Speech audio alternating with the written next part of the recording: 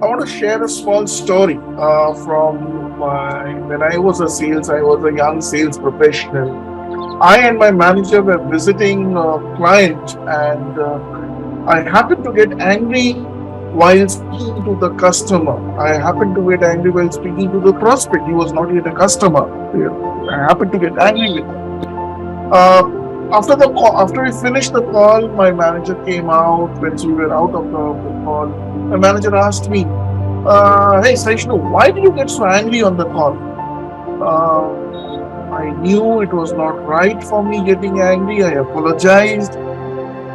I explained to my manager that, look, it's okay with me if you don't want to buy my product, but it is not okay with me if you do not give the due respect to each other. If you do not give the due respect to each other, when I am speaking to you respectfully, I would expect that respect in return.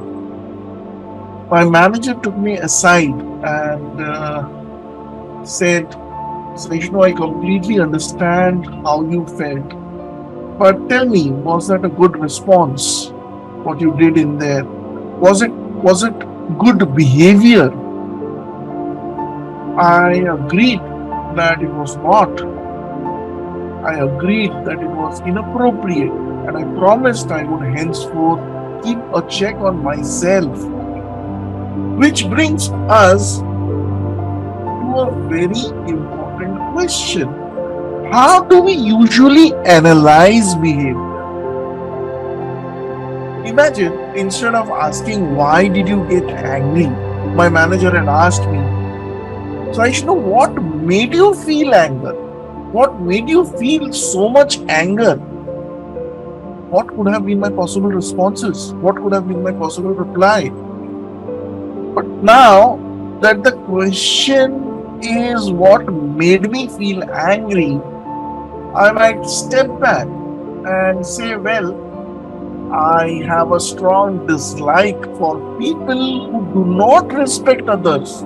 And this person was one of them. So I got angry.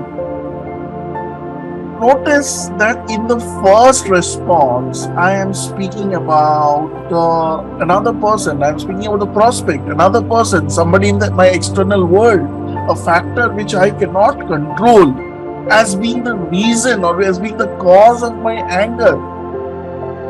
But in my second response, when I say that it is my dislike for people who do not respect others that resulted in my anger, my attention has shifted from the external world to my own behavior, something that I like or dislike, and therefore something that I can control or change.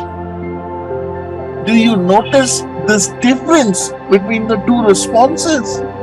This change in response is a very significant step in our development from a sales professional to an influencer. When we analyze or evaluate behaviors, we often highlight shortcomings or limitations. Most of these limitations are expressed as good or bad, acceptable or not acceptable, and are usually in the form of a judgment. This makes it very difficult for us to change our behavior because we often find ourselves helpless and stuck with these judgments. Think about all the internal challenges that you face when you want to achieve your dream, your goal. If these challenges are expressed as judgments about your own self, then you'll find it very difficult, maybe almost impossible to change. If I had said to myself, what can I do? Such people make me feel angry. Though I know that as a sales professional, this behavior is not helping me, I would still not be able to change my behavior. But when I say it is my dislike for such people which is triggering this behavior, the control of the situation shifts back to me. And now I can think of the situation very differently. Like I can tell myself, well, to professionally deal with this person, I do not have to personally like or dislike him. When I do this, I'm not only managing the situation better, but also developing an alternative behavior that can help me grow as a sales professional. So, the learning that we take away from here is that if we want to grow, we must change.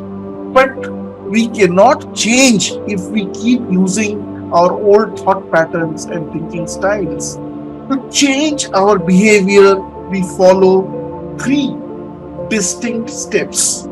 Step number one, redirect our attention towards factors that we can control. Step number two, reflect on what is causing the pain, the challenge, or the inappropriateness in the behavior. Step number three, reframe the situation in a way that makes it easier for you to modify your behavior. Once we become comfortable doing this for ourselves, it will be easier for us to observe and identify factors that we can change and improve in our relationships with our customers. Happy learning and see you on the next page.